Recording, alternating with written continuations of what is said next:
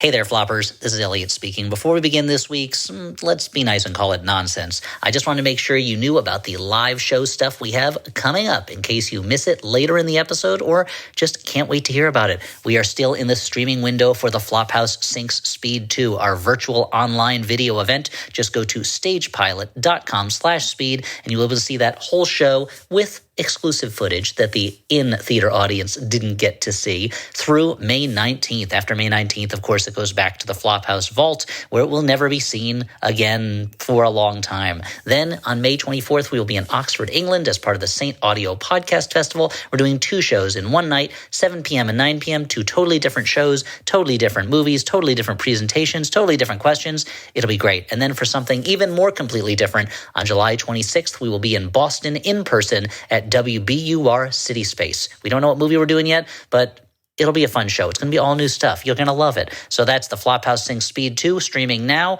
in Oxford, May 24th, and in Boston, July 26th. And now, on with our regular nonsense.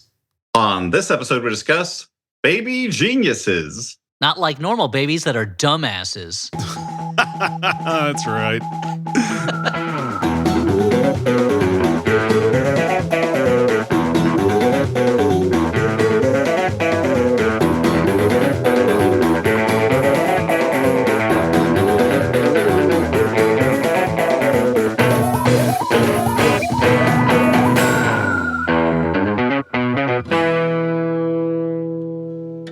Welcome to the Flophouse. I'm Dan McCoy. I'm Stuart Wellington. And I'm Elliot Kalin. And guys, before we say anything else, anything else like how the weather is, how are we doing, what's in the news these days, those clowns in Congress, before we say anything else, before we say anything about the biodiversity in the world today, all the way from alligators to zebras with tapirs almost in the middle. Nothing is being said. Before we say anything about just the new technology coming our way, AI and stuff, before we say anything about any of that stuff, or even the movie today, which is Baby Geniuses, or what we do on this podcast, which is watch a bad movie and talk about it, we've got a very exciting guest today that I'm excited to talk about before we say anything else. That guest, why, it's the one, the only, Linda Holmes, one of the hosts of NPR's Pop Culture Happy Hour, author of the novels Evie Drake Starts Over and Flying Solo, and I believe there's another one coming up at some point. Linda, thank you so much for joining us and being on the Flophouse today. Oh, thank you so much. This is so exciting. And thank you so much for watching Baby Geniuses. I brought it on myself. It absolutely was my choice. I'm just going to say, I had some options, and I was like, Baby Geniuses, sure. And oh, wait. I know you can't really do show and tell on a podcast, so I apologize in advance. It's just Alex will do it. But whoa! So this is Talking Baby Sly. Oh, from Baby and Geniuses. He's got an outfit. Is that from the try-on montage? That must be. That it's like a tuxedo. He's got a little graduation cap on. That's how you can tell he's a genius. Now, unfortunately. No matter how many fresh batteries we put in him, he does not talk anymore. Oh. But it used to be that if you squeezed one hand, he talked like blah, blah, blah, blah, blah, blah, baby talk. And if you did the other hand, he would say, for example, don't mess with the Sly Man. Or, just like a real baby. I'm the genius here. And this I should say, this is actually the property of my best friend, Stephen Thompson, who was the founder of the AV Club, and who is a collector of that kind of thing. Ephemera, let's call it. One of his normal stuff. there is a talking Master P doll that lives behind the tiny desk at NPR that belongs to Stephen. It is one of his 2 talking Master P dolls, which he is down to after giving away his 3rd talking Master P doll. Wow. And yes, when you poke its stomach, it goes, Yeah. Anyway, nothing else could come out of his mouth. That's my brief introduction to Baby Geniuses. I brought my fast talking Sly doll. That's so. Is the doll as much of just a jerk as the Sly in the movie? Because I mean, I don't know if you guys felt also that the Sly Man, the titular baby genius, is. I did the entire movie. I just wanted to I don't know, hit him. He seems like the just wow. Elliot admits to wanting to commit child abuse. Just to a fictional character. He's the most arrogant baby I've ever seen. His list of phrases. his list of talking baby phrases is "Hasta la vista, baby." Look out, world! The slime man is here. Yeah. Don't mess with the slime man. See you on the outside, suckers. I'm the genius here, and the classic, and I think you will agree, very witty. Give me a break. So Give me a break. Yeah. So yes, he's a jerk. Yes. Exactly. Like I'm sure if this doll had come out a couple years later, one of those would have been like jet fuel can't melt steel beams or something. Yeah. Her emails. Yeah. Do your own research. That kind of stuff. Yeah. Yep. That's the vibe he gives off. I could see Baby Sly being like, I don't trust the authorities. I'm gonna figure this out for myself. Yeah. Sure. It makes sense. So Elliot talked about this back when we weren't talking about anything before introducing Linda, but we are a podcast where we watch a bad movie and then we talk about it. Quite frequently, it's a more recent bad movie, but we've been dipping back into the well of the classics, the bad movie canon. Yep. Yeah. And the worst of the worst. Yeah. I've heard actually that Super Babies, Baby Geniuses 2, is even worse than Baby Geniuses, but obviously that film would make no sense to us, having not seen the foundational work. Baby Geniuses. You joke, Dan, but watching Boss Baby Family Business without seeing the first one, I was legitimately lost for much of that movie's runtime because I was like, "What? Who are these characters? What is going on here?" Why is this baby a boss? It assumed so much foreknowledge of the Boss Baby continuity on the part of the audience. So maybe Super Babies, Baby Geniuses 2 would be the same way. I mean, I have no way of knowing at this point. I kind of believe that probably the continuity would not be as important. That's mostly based on looking at the cast list and not seeing a lot of carryover, at least in the adult character. I mean, also the baby characters. I assume they had all grown up by the time of but probably. They're adults. Babies. Babyhood. I mean, they're adults now. I was gonna say they're not babies in the first place. Exactly, I would argue. Yes, but that's true. Yeah, that's true. They're leaving toddlerhood. Are you referring to the stunt people who they make appear to be babies? I will say that it is weird to me that this movie is so predicated on the idea that like these babies have their secret baby language. And they're clearly of an age that they would have started talking. At least a few words. That is the part that I kept trying to figure out. Like, and listen, I feel like I have to predicate literally everything I say about this movie by saying I don't care. I'm not saying that I care, but I was watching this. And you heard it here first, folks. Right into NPR's Pop Culture Happy Hour with your Baby Geniuses theories and explainers. I'm thinking like. First of all, okay, my main question is, what does this company actually do?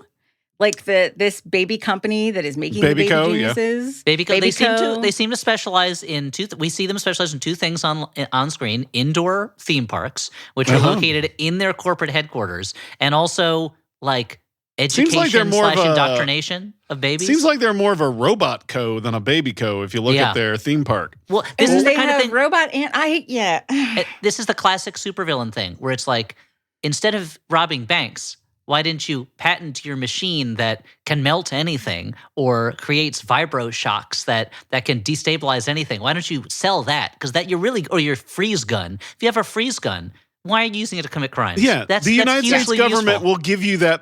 We'll just pay you for that a lot. Yeah. Right. You can say your prices. They don't care. They'll give you whatever. If you say it's a weapon, they're going to love that shit. Yeah. And the Baby Co logo is like an atomic energy looking thing. So like it's supposed to look like they're a science company. Dan, help me. I was wondering. You asking the wrong guy. Thank you. I was wondering, like when Baby Einstein came out in relation to this, because that too.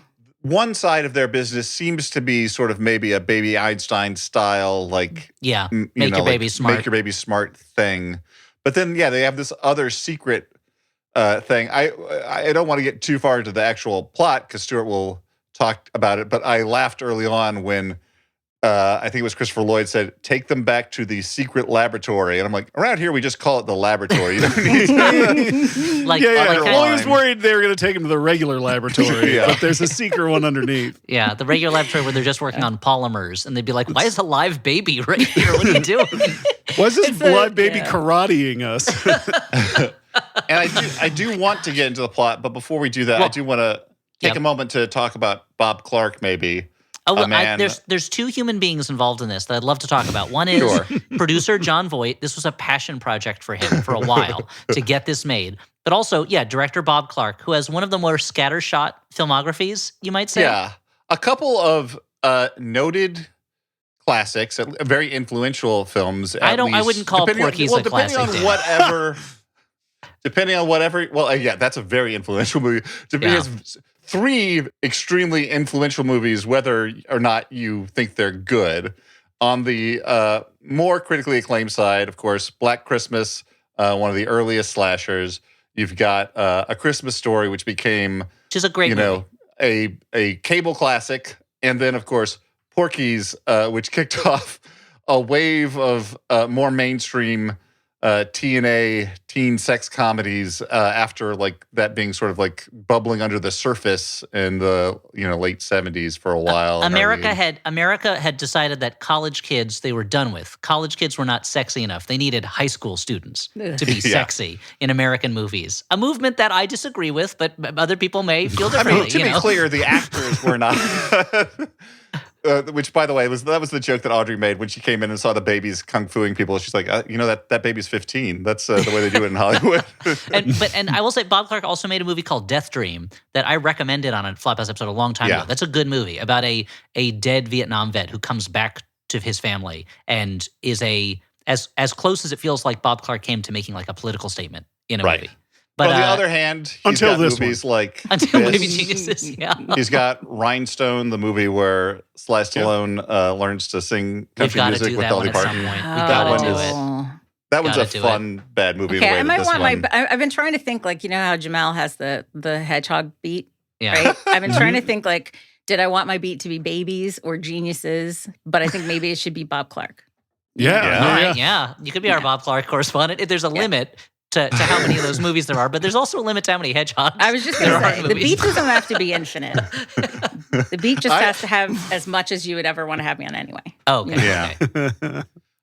But did you want to say anything about Jon Voight and his relationship to this movie, now that we've talked about a little bit about Bob Clark? That's because you might think to yourself, Bob Clark, he made a lot of schlock. He probably pitched this movie. No. Jon Voight pitched this movie to Bob Clark to make. Jon Voight's production company had this script called Baby Geniuses. I was doing some research, and they were saying how there was like a portal to Babyland, like a world where babies ruled, and which is kind of what the Boss Baby and movies adults ruled. Yeah, babies ruled and adults drooled, just like in the movie when dinosaurs drooled the earth,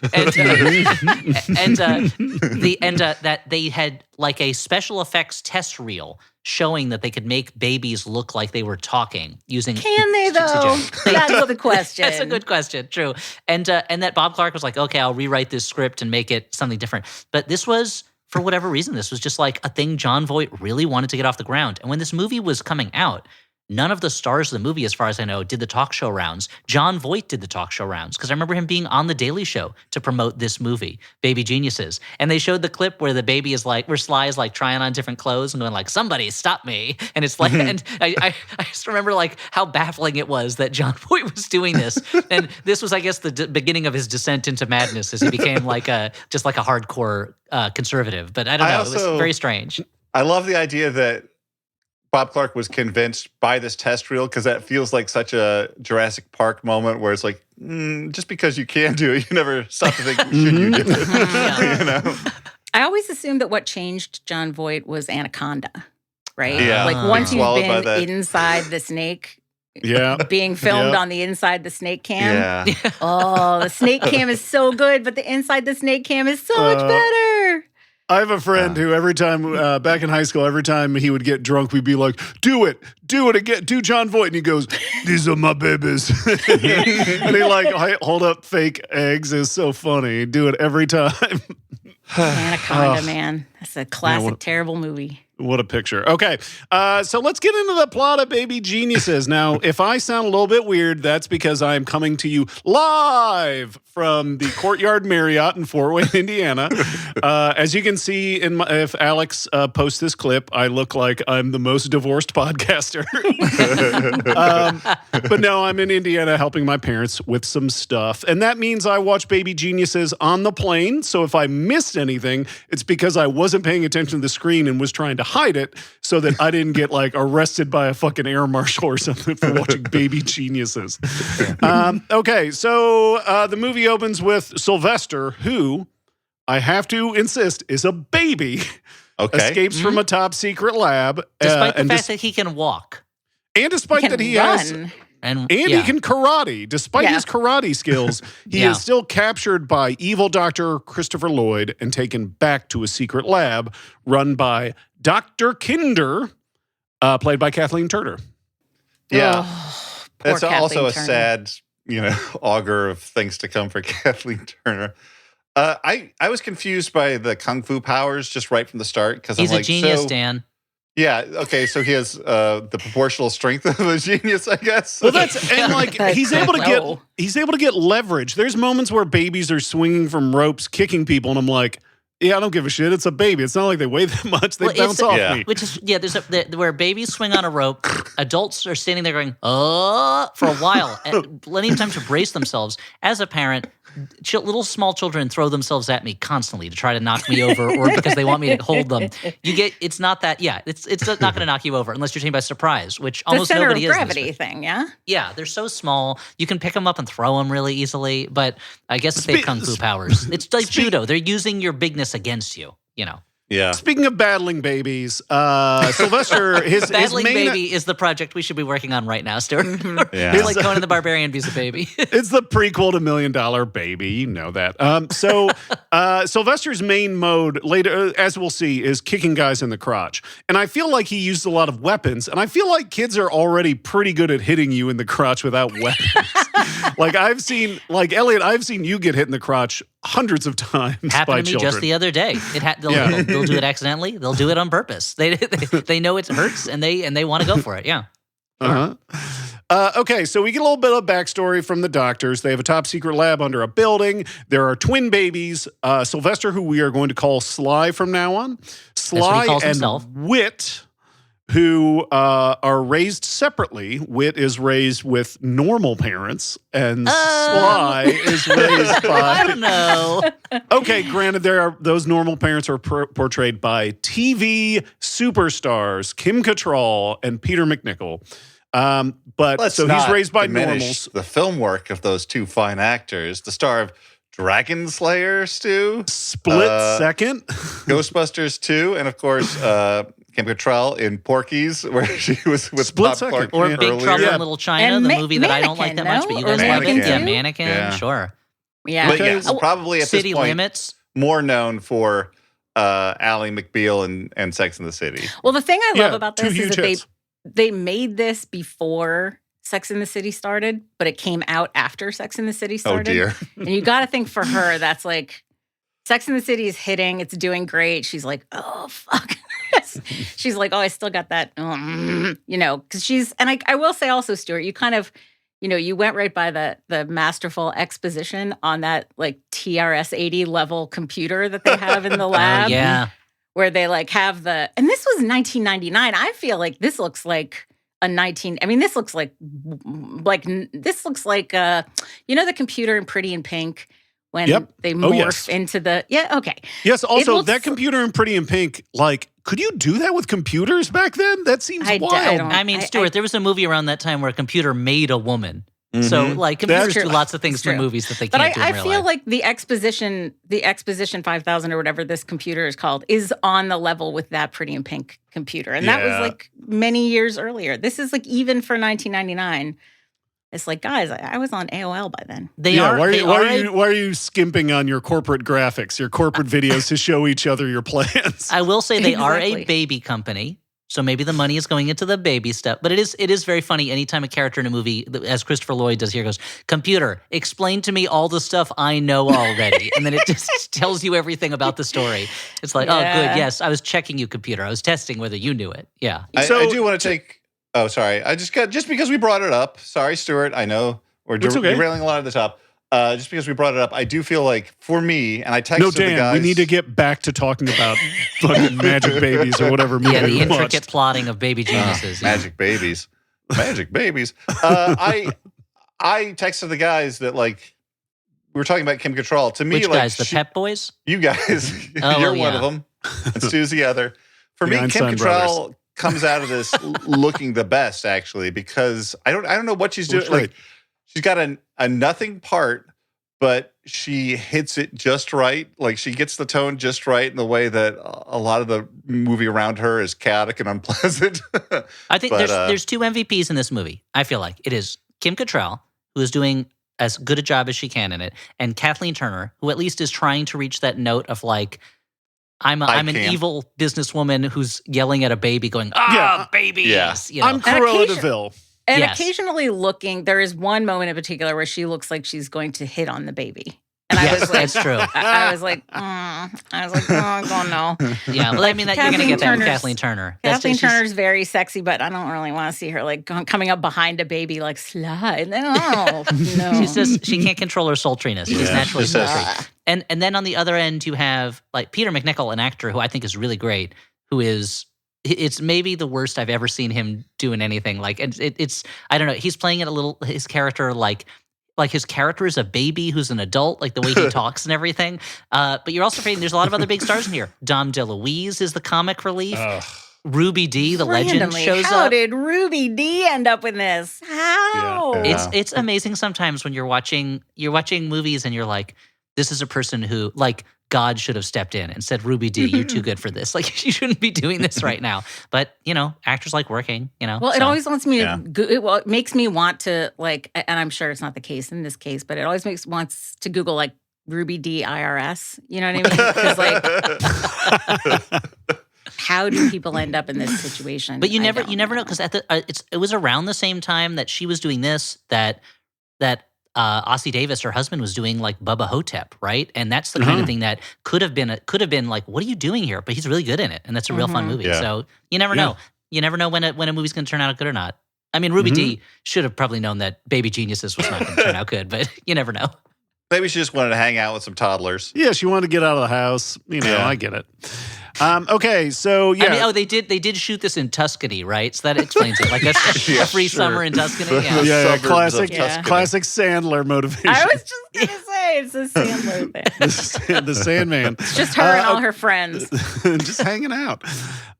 Okay, so to get back to that actual exposition, these two twin babies have been separated since birth. One of them raised normal style, one raised with a bunch of super secret babies in a like Akira style nursery where the magic babies just kind of sit around and talk.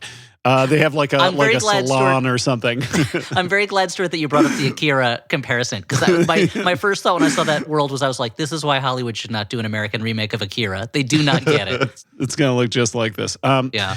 And the idea is that when they are these two babies are each 6 years old, not 6 years old combined, like three, that wouldn't make sense. But when they're both 6 years old, when they're both 6 years old, they're going to bring them together and they're going to see which baby's better. I guess they have metrics. I don't know. Fighting an octagon. They're trying to prove that the Kinder method, Kathleen Turner's scientist character, that her method is better, I guess, at raising super babies, which we'll find out in part 2. What is her method? What is the method other than the like Plan 9 from Outer Space dinner theater? That's kind of all it is. You find the You best just- babies, and then you stick them in a basement. I don't understand You the never let method. them see sunlight, and you have computers around, Yeah. and especially because what they're doing isn't that. It's not like, well, what are they doing that's making them genius? I mean, I guess he's really good at building things, and he can reprogram a security system and stuff. And later on, he has a sense of style. Well, so also, that's all baby genius Yeah, stuff. later on, we learn that like babies are sort of attuned to the mysteries of the universe when they're young, and they lose that as they get older. And so maybe she's doing absolutely nothing. Like that's like it seems like it's a weird sort of conflicting thing to have her have this system, but then also be like, oh, the Tibetans thought or whatever. The babies are carriers of a genetic legacy, and they're able to live and understand our ancestors. Okay, so we flash forward to the opening of the Baby Co theme park, Joy World. Kathleen Turner is, she's there, I guess, cutting the ribbon. This is a theme park that is filled with a lot of robots. Everything's robot controlled, including the animals at the robot zoo. There's a robot zoo. Tell me about the robot baby. Tell me about the robot baby. Giant robot baby's a crime against nature. It's a horror that I was terrified to behold. Do you guys have thoughts? For a while, I thought it was a guy in a costume. A picture of it too. Although we are trying to divest from this particular website, it's still where our largest number of followers are. So there's a Silk Road, a tweet on X that shows the giant baby. If you want to dig back through the archives, but it will haunt your dreams. Why would you have that at a theme park? Like when I was little, my parents took us to Walt Disney World, and my sister was scared to death of Smee, the pirate from Peter Pan. And is it because he's like less in charge, like he's more desperate than Captain Hook? I don't know. I don't really remember why. I just remember Smee was very scary to her. Or she's just afraid of Bob Hoskins. Yeah. Hook. It could be that it was scary to me, and I'm projecting it onto my sister to avoid admitting my vulnerabilities. But kids are very weird about like what is scary. And so if you have like an 8-foot baby who's walking around going, "Hello, little girl," like who would put that in a theme park? You're trying to make money. I don't care. It's prohibitively expensive to say just dress someone up like a big baby, when it'd be much cheaper to create an entire robot baby that still has to be controlled manually by someone in a booth. Like they're not very good robots. Exactly. Yeah, I feel like Disney doesn't use robot Smee. And as we see later, they also have like a robot alien that shoots actual lasers. Yes. I was like, did the Baby Genius reprogram that somehow, or do they just have like live ray guns that they walk around with in a children's theme park? I feel like the day of shooting, they showed up, and John Voight's like, "Hey, we got the robot baby already," and Bob Clark's like, "Oh yeah, thought we axed that, John." And John's like, "Nope, it's all ready." He's like, "I didn't think we could afford it." He's like, "I found the money." No, this is from my personal. I funded this myself. Reverse mortgage on my house so we could do the robot baby. Yeah, Tom Selleck's counting his money. Okay, so yeah, we see the Robo Zoo. A key thing is that they make a point that all the children get access to a remote control for the robot animals. That is our Chekhov's robots. We then cut to Peter McNichol and Kim Cattrall run a childcare out of their home. It's like a child care research center out of their house. Yeah.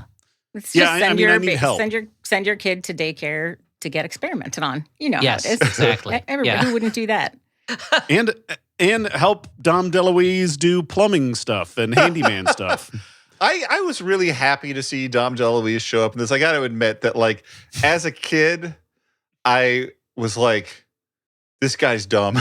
Like, this guy's a dumb guy who does dumb comedy and dumb things, which is not wrong. But now that I'm an adult, I have a fondness for it.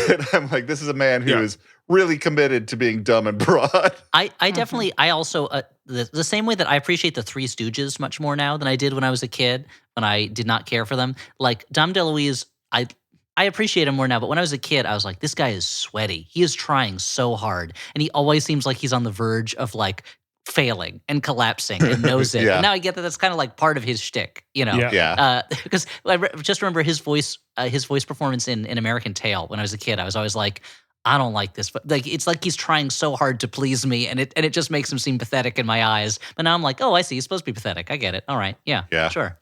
Yeah, the same thing with like Secret of NIMH. We rewatched that recently, and you know, I love that movie, but I think I maybe I'm putting this on Audrey and it wasn't her. Like, I feel like she reacted to like, what is this annoying crow? I'm like, well, that's Dom DeLuise. You know, it just comes with the territory. That's what he Dom does. of Louise. Yeah. He was like, have you ever played Planet Zoo or Planet Coaster? No. You build like a zoo or a theme park. This is a game, of course. I don't actually build zoos, but you go in Someday. and you try. go in. I heard about this family that bought one. Yeah. Well, Elliot, you'll be glad to know that the first time I made one, I titled my zoo "The We Bought a Zoo," which is exactly that joke because I'm that dork. But when you go in, you can like build buildings from scratch, or you can just go in and you can just like import an entire building already built, right? Like I'm just going to take the little Slurpee stand already built. Yeah, here's falling water. Just stick it in there. Exactly. And when you put Dom DeLuise in your movie, you're basically taking all his Dom DeLuise-ness as a thing, and you're just like moving it over and putting it in the movie. Yes. You're not like building a character from scratch. You're just using the blueprint that is Dom DeLuise, which is fun. You're just taking him, you're putting him directly into the movie, and he will do the same thing that he does. And people will still like it the same way that they will like your prefab Slurpee stand at your zoo. Yeah. Arguably, Al Pacino is kind of the same way. I mean, now, Al Pacino wasn't always that. I mean, Dom DeLuise, I guess, wasn't always that way either. Like you watch in Blazing Saddles, he's such a different character in his one scene in that. But he went dramatic with Fatso, that's a true. movie that I have never seen in its entirety. I just remember like it being on HBO and being like, why would I want to watch a movie about this man being sad? Okay, well, so we are introduced to Dom DeLuise, who plays a plumber handyman character, and we also meet Whit, who is the twin brother of Sly, and we can tell that they are twins because his first act is to smash Dom DeLuise in the balls with a wrench. That would hurt so bad. To have a wrench thrown at your crotch. Yeah. Yeah, that's the whole point. Okay. Meanwhile, Kathleen Turner and Christopher Lloyd are running a secret lab for 8 genius babies.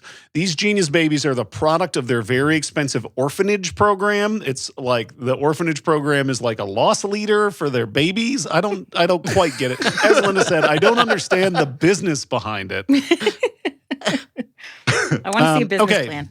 I think. And does Kathleen Turner have the orphanage? I think that's their like farm team for who's going to be baby geniuses. Who's I think gonna they're be a like genius baby? scouting out who's got the talent to be The a genius. important thing is, like every children's movie made in the 1980s and 1990s, there was a certain amount of talk of corporate hierarchy and structure, and also tax planning for the expansion of a family business. You have to have that in a kids' movie from this area. Kids love corporate hijinks. They love knowing who's in charge of a company and how that company operates. Kids love it. Well, I saw the same thing that you saw We're about restructuring our loan, kids. And my kids every night, they're like, can you read us Barbarians at the Gate? Can you read us The Smartest Guys in the Room? All right. Can I read you a picture book? No. Read us. I ran out of business books. Those are the only ones I know. But Who Moved My Cheese? Is that one? I don't know. No, but Dan, that's more of an inspirational kind of motivational book. Yeah. Would they accept the little Bonfire of the Vanities? Oh, yeah. I mean, it's kind of a Wall Street satire, but I think that would work. I think that would. Yeah. I'll try it. You know what? I'll try it. I think if they care, if they care about business. But I saw the same thing that you saw, Elliot, about John Voight's original script for this, and then like how Bob Clark came on and he's like, no, we gotta ground this in reality. We gotta put it in this world of corporate intrigue. And I felt the same way. I'm like, why did adults back then think that this is what kids wanted out of their movies? I don't know. I guess it was just in the air. This was the go-go 1999s, so maybe Reagan required it. Every movie was either about companies or the millennium. They'd done it in like Big, I guess. Yeah. Like the kid goes into a big business and, I don't know, wrangles corporate guys. Now, how much business is in the movie Big Business, though? A lot of business. I just remember liking it, but that's probably my childhood affection for the 2 stars. Twin-based farce, isn't it? Yeah. It's twins too. Okay, so the important thing is, down in this secret lab, they have figured something out. None of its importance to, but continue. That the dumb baby crap that we have come to believe, whether it's their baby art, baby communication, all that stuff, that it is actually highly advanced and it retains this like genetic legacy of everybody who has come before them. So what it sounds like mishmash, it sounds like some kind of grindcore record. Instead, it's actually like very highly detailed orchestral compositions. On par with Rachmaninoff or some crap. Yeah. Or one of the babies like scribbles, they're like, oh, it's actually cuneiform. And I like how the computer like takes random parts of the scribbles and reassembles them. And I'm like, they're not writing cuneiform. You have to do that. Yep. And this is when Kathleen Turner says my favorite line in the movie.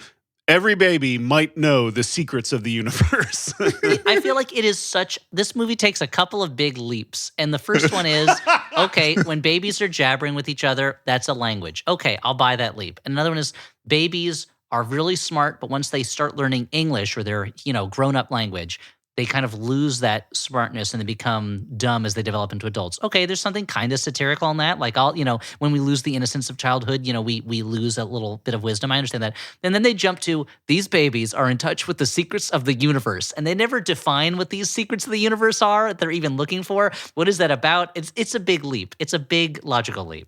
Well, but also, I went to Roger Ebert's review of this, as I often do for like these older movies. And he points out that these babies 4 stars, right? These babies may be like wise, cosmic geniuses, but they use terms like diaper gravy. Okay, I assume we're going to get there because I need to talk about that fucking joke. Like, joke?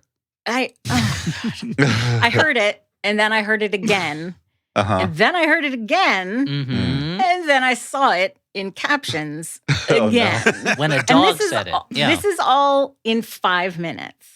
Yeah. This term diaper gravy, when I feel like let's Stuart get back to the plot, but we'll get. Now I also was like, what is this? But then I was so distracted by the sex banter between Hobo Sly and the girl, the baby girl in the baby carriage, that I was like, I can't. You know what? Diaper gravy is taking a back seat. It is implied that they've had a dalliance in the carriage. Am I insane? Yeah. Yeah, I mean, he tells her. clothes. So this is we'll talk about it. He needs her clothes, and he says, "Take your clothes off." And she goes, "At least buy me dinner first." And I'm like, I don't want this in a kids movie. I don't want this in any movie. And then when he leaves, she's like, "Call me, I'm listed." I'm like, she's smoking a cigar. No, yeah, it's so bad. Yeah. Oh man. Let's get back to this plot. We also learned Sly may be in touch with the secrets of the universe, but he also knows a lot of catchphrases because the other kids say he's always watching TV. Guys. We've been talking about how these babies are talking all the time and saying all this shit. Well, actually, in the movie, the babies don't start talking until right now, when all of a sudden the 8 super genius babies start talking to each other. True. Their lips digitally enhanced. Yep. Whatever, to make it seem like they're able to talk. It's they all literally have, the George Saunders like, short story about the device you put on a baby to make it look like it's saying "I love you" because they want the babies to talk in it. Anyway, there's a whole short story about that. And he did that to these babies. I've seen some really bad computer-assisted like baby mouth movements in like commercials or other bullshit. Like the E-Tray baby? Yeah, this is I'll give it to Baby Geniuses. This looks pretty natural. Like it was done by like I guess like recording these babies. Unsubscribe. Yeah. I mean, not natural in the sense like obviously your brain rejects it. Like your brain is like this back in my day, we would make babies lips move by slapping some peanut butter in their mouth. I just say like they recorded, I guess, these babies just saying like their normal like toddler gibberish around the set, and then would find like the phonemes or whatever and like put them together. That's what they said they did. It was better than I expected out of Baby Geniuses. I'm not going to say it should have like won the fucking Oscar for best baby lip. You just did, Dan. You just said it should have won the Oscar. It's just the sounds coming out and the lips are just like moving. But I reject the idea that Dan, you are a kind and optimistic man always, and I understand that you are taking them at their word. And normally I would do that too.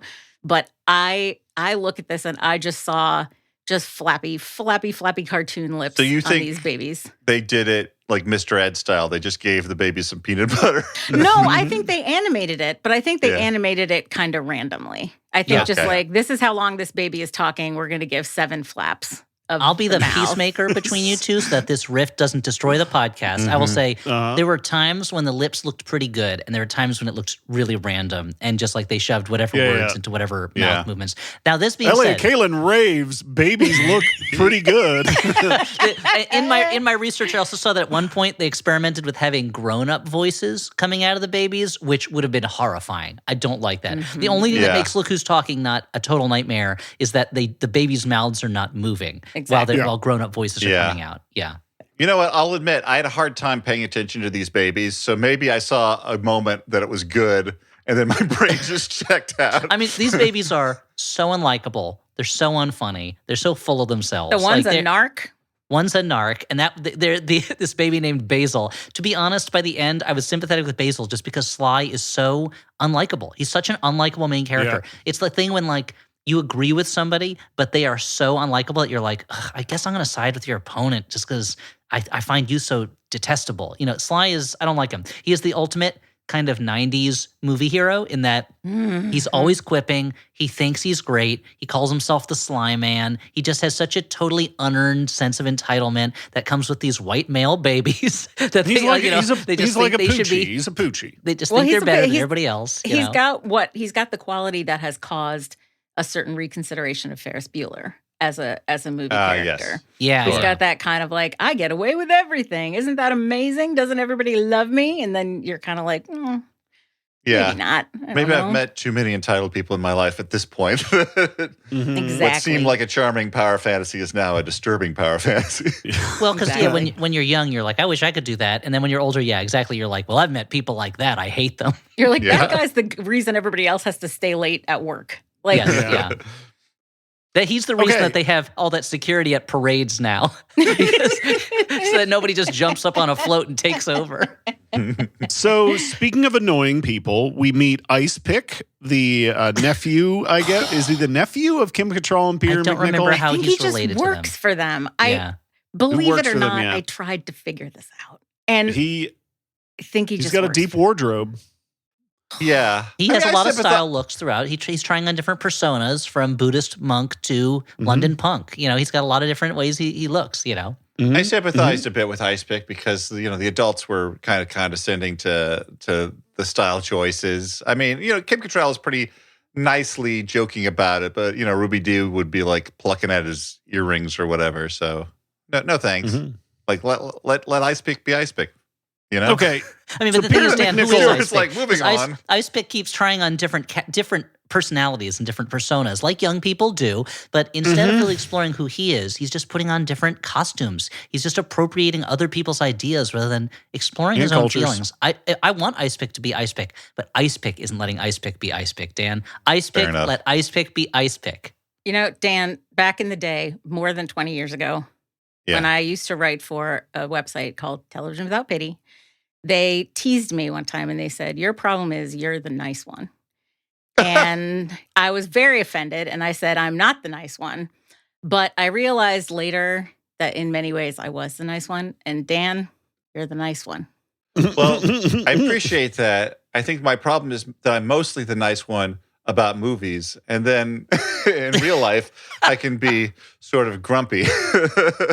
Well, you're like But I'm trying. you're like the neighbor in Home Alone. You're real grumpy and off-putting, but there's a heart of gold in there when a little kid gets Yeah, just through gotta it and connects dig to you. in. You seek Yeah. the good quality in every movie. It's I It's appreciate very it. endearing.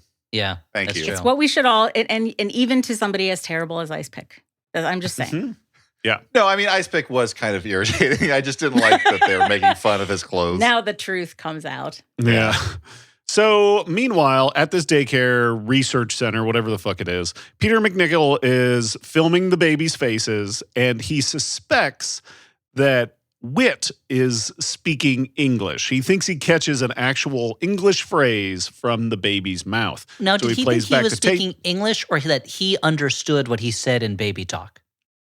I have the same question as Elliot, I mean, which is why it must Dan, be you're the important. expert on baby geniuses. well, I mean, Dan, you wrote the movie. What was the intention in this scene? based on Dan Voight. subsequent scenes, he seems to be the only one who can understand it. So I think that like everyone else is hearing gibberish, and Peter McNichol, as you said, he's like a big baby, so maybe he retains that connection to baby language because of it. That's my guess is that Peter McNichol is like, this character is going to eventually decode baby language. So I have to play him like an innocent. And he seems like a kid who's pretending to be an adult throughout the entire movie. But Peter McNichol's a good actor. He's been in a lot of great stuff. Like he's great. So I have to assume there was some kind of reasoning behind those choices. Yeah. You know.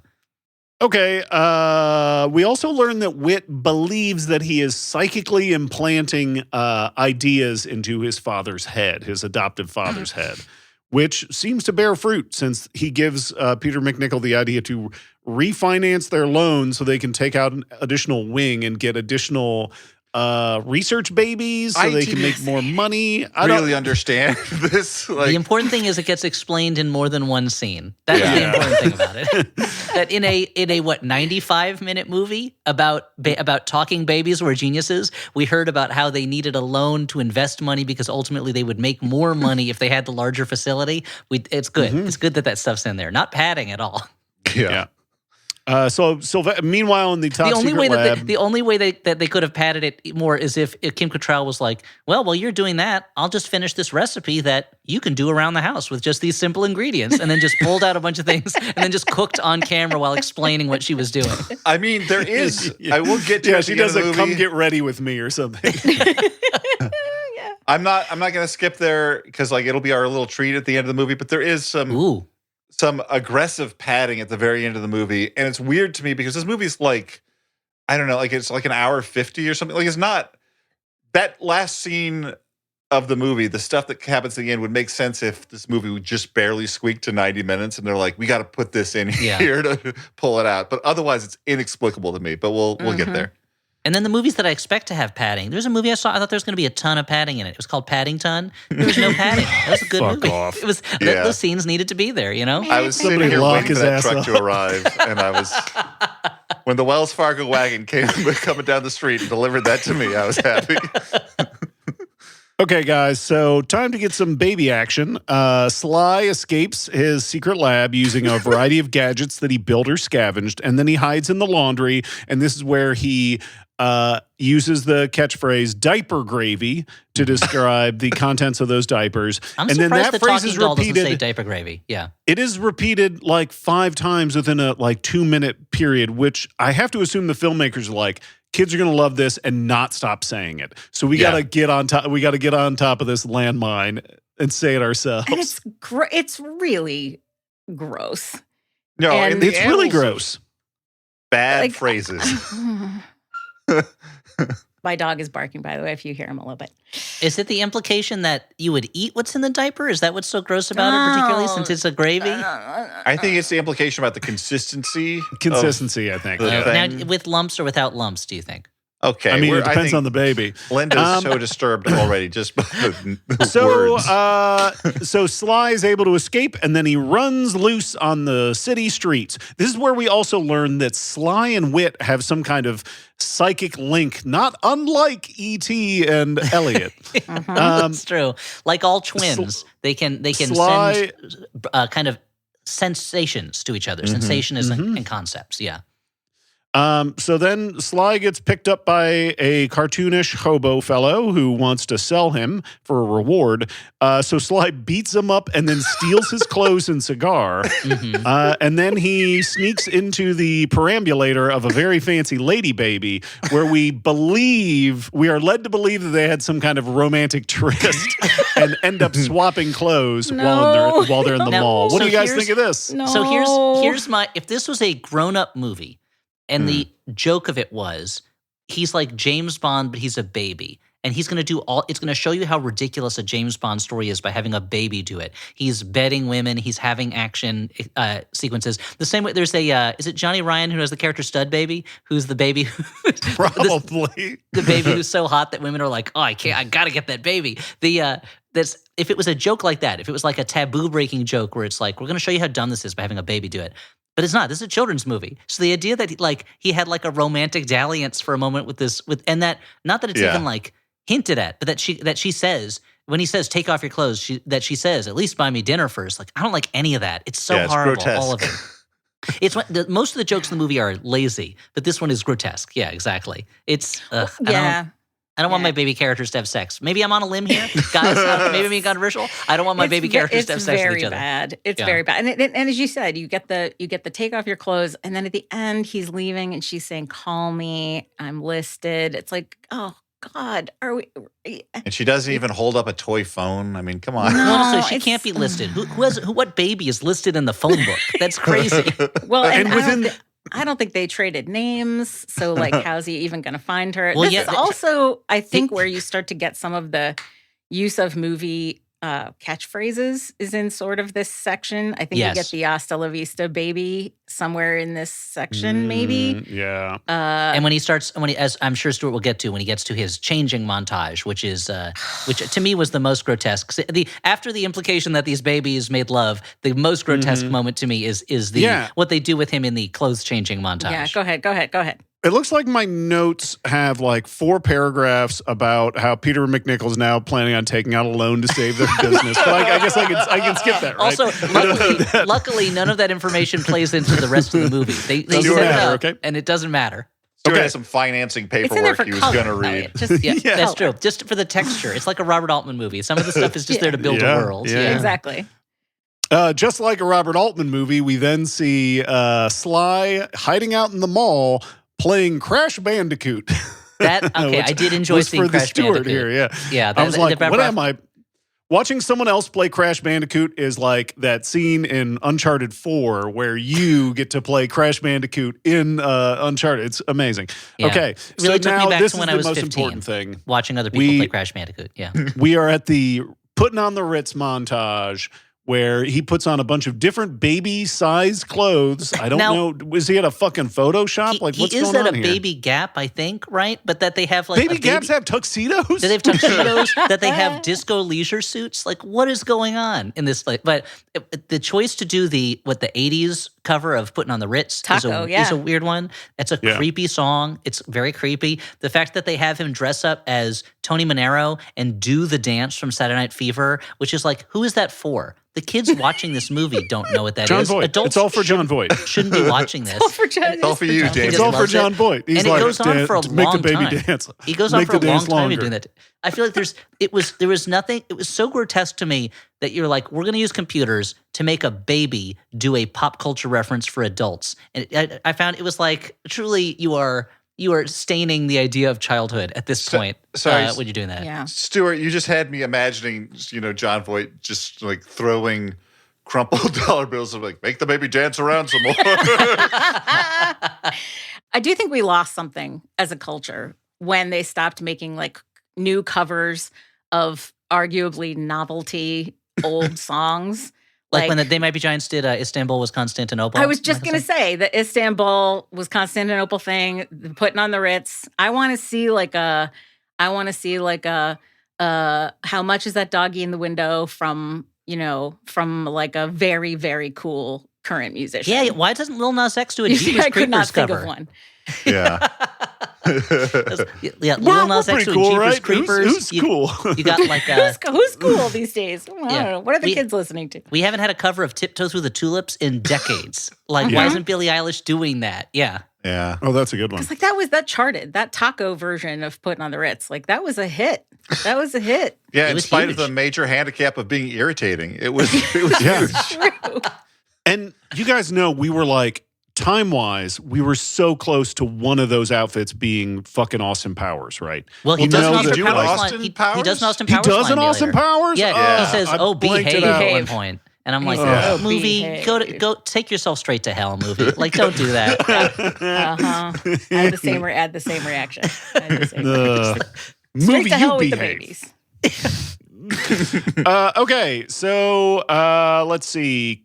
Kim Cattrall takes Wit to the mall. Oh, wow, that rhymed. Of course, Sly spots them, and then they all get spotted by undercover goons. This mall is more goons than shoppers. Wit gets snatched up by the goons. Sly gets picked up by Kim Cattrall, who's a little confused that he's not wearing overalls, but she's like, it's still a baby. He's wearing a different outfit. And she's like, that's odd. And then she just takes him home anyway. Yeah. She's like, oh, mommy brain, you're wearing a different outfit than the one I put you in this morning, Yeah. Wit doesn't adapt well to imprisonment, as you would imagine.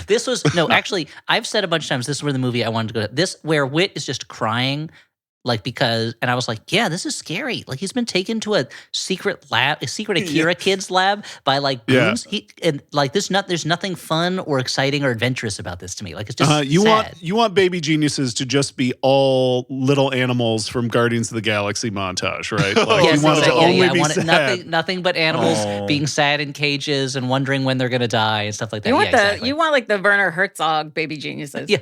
Werner Herzog's Baby Geniuses. To be honest, go in that direction then at least, because then I can make it so dark that I'm like, oh, I guess it's there's some kind of sick joke to it, you know. Mm-hmm. Although if Werner Herzog was playing the Christopher Lloyd character, that would have been fantastic. If he was the doctor who was like yelling at babies and things like that, that'd be pretty fun. In these babies, I see no joy, no humanity. Oh, man. Just imagining Kathleen Turner and Werner Herzog's voices in the same scene is so perfect. Mm-hmm. I will say, if you have never heard, there's an old episode of our podcast where Glenn Weldon, who has done this show with you guys, did a supposed, like, what if Werner Herzog made a romantic comedy? And it's extremely funny, and it devolves into a whole bunch of German Glenn voice, and it's it's very good. If you like a Werner Herzog voice, which I do, and he talks about, it's very good. It's very, very good. I never miss a chance to plug my pals. Yeah, Stuart, how's your bicep circumference compared to Glenn's these days? Would you say? I don't think it's as good. I mean, he's a beefcake, man. Yeah, he's a big guy. Yeah, he doesn't post as many thirst traps as I do, though, unless he's posting them on a burner account. Yeah, I think he tries not to, you know. But there was a poster on your Facebook page, the Facebook page for this show, who said that when you said that I was going to come on and do this, they said, I am almost as excited about this as I was when it was Glenn Weldon. And I was like, you know what? Appropriate and fair. I was like, that's appropriate. That's correct. Oh dear, that's correct. I feel like that's the social that's the social etiquette level of a lot of our fans is they are enthusiastic but not always tactful. I got it. I read it and I was like, agree, reasonable. Yep. Well, I think I speak for Dan Elliott when we're saying we're even more excited. Glenn is super strong, but you're the best. Take that. Thank goodness. Take that, Glenn. Goodness. The feud begins now. Oh, right. No. Let's see. Almost immediately, Dr. Kinder realizes that the switch was on, that Sly and Wit have been swapped somehow, that her goons are all idiots. They also find out that, like, when a baby hits 2 years old, then they're like, their limbic activity slows down and they become dumb normal kids again. This is a pretty common trope where it's like all of a sudden they lose the wonder of being a child, or like how in Lock and Key you stop paying attention to the magic of the keys or some shit, or flowers for Algernon. It all makes sense. But this is very specific. It's like a 2-year mark and one baby hits it and all the other babies are like, oh, you're not going to remember us. And it could have been sad, but it wasn't because it's this movie. Because it's dumb. They call it crossing over, and it starts with a tummy ache, and then it quickly becomes them not understanding baby language anymore. Yeah, it's a lot like Ginger Snaps, I think. Yeah, it's just like also started with a tummy ache. Okay, so Dr. Kinder goes to visit her. What's her relationship with Kim Cattrall? Are they like cousins? Dr. Kinder says she's Kim Cattrall's aunt. Okay. Oh, is that what it is? Like, I thought, and admittedly, part of this understanding comes from reading the Wikipedia. It's trying to clear things up. Yeah. But It's a pretty complicated plot. At one point, the exhaustive Wikipedia entry. Yeah, I thought they were sisters because, like they find out that Kim Cattrall was adopted or something at the end, and throughout the movie, they say that she's her aunt. Okay. But then at the very end of the movie, Kim Cattrall says, I'm not really your aunt. You were adopted when you were 2. Yeah. And Kim Cattrall is very happy about this and apparently not thrown at all because it means she's not related to Kathleen Turner. Yeah. And can punch her freely. Okay. Yeah. Okay. I guess I assumed a more sort of close relationship because some people are very close to their aunt. I know. But culturally, like sort of in my Midwestern family, like my aunts are like, yeah, I'll see them occasionally, I guess. I mean, and sure, also the fact that Kim Cattrall is 2 years younger than Kathleen Turner. Yes. But in this movie, there is a larger age gap, I assume, between the characters. Mm-hmm. Anyway. Yeah, but maybe Kim Cattrall's mom, but it doesn't matter. So Dr. Kinder goes to visit.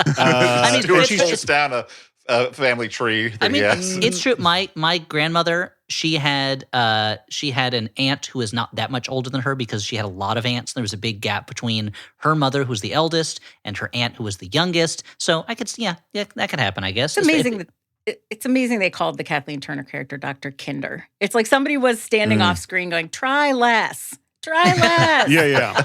It was the laziest moment. It's a lazy moment in a film filled with them. Mm-hmm. They're like in the first draft, they go, now, Kathleen Turner's character, Dr. Mean Lady, is her name a little too on the nose? Yeah, Mean Man Cruelsome. Okay. When this character, Villain X Bad Man, can we change the name to something a little bit less on the nose? But Max von Sydow's playing him. Oh, you're right. He can sometimes be a nice guy. That's true. Yeah. He's heroic in some movies. Like Strange Brew. No. She's trying to steal Sly back, but it doesn't seem to work out. She doesn't try that hard.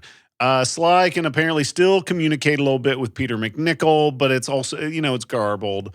Goons show up to try and capture Sly, including who's that actor? These are both well known. So this is Sam McMurray is one of them from Raising Arizona, from Freaks Leaks. The other one is Jim Hanks, Tom Hanks's brother, who will sometimes do voice work or stand-in work for Tom Hanks. So this is Hollywood royalty. I was legitimately standing there looking at that guy going, he really reminds me of Tom Hanks, but I know that's not Tom Hanks. And I thought, does Tom Hanks have a brother? And I looked him up and I was like, yes. He does. Dan, you would probably know him best for starring in the movie Buford's Beach Bunnies. Beach Bunnies? Yes, yeah. I was going to ask if he was the same one. The same one. So the goons show up to try and capture Sly, but of course he takes the high ground and he tricks both of them into getting whacked in the balls. Identical sequences. Identical sequences. Right after each other. This is the one part of the movie that I found genuinely, not exactly funny, but the fact that, so Sam McMurray is like, let me guess. You want me to stand here and you're going to jump on that. It's going to hit me in the gonads. Then I'm going to make a funny face and fall down the stairs. Well, it's not going to happen. And Sly tricks him into doing it in a way that's not funny. But then that Jim Hanks comes up and has the same exact conversation with the same exact outcome. I was like, you know what, Baby Genius, this is kind of a funny bit. I agree, Elliot. I was like, did someone slightly funnier come in? Right, just this scene. And the thing that really helped that scene for me is when it happens to Jim McMurray and he gets whacked in the balls. Sorry, Sam. When he falls down the stairs, it is clearly the most fakest looking stuntman swap. It's like he does not have the same hair. It's like it's very silly, and it's like the icing on that cake. So they're like, okay, we can't. The stunt matchups in this movie are not done with a lot of exacting care. Let's just say. Not like Garbage Pail Kids, the movie, for instance. So at this point, Kathleen Turner is immediately like, okay, we got to dismantle the lab, burn everything. And We're so all they going start to prison. And I was like, wait, for what? For what? Yeah. They're not going to put a baby on the stand. Like, he's a pretty smart baby, a genius even, but I don't think they're going to put him on the stand. Can you read back what the witness just said? Goo goo, gaga. I rest my case. Strike that from the record.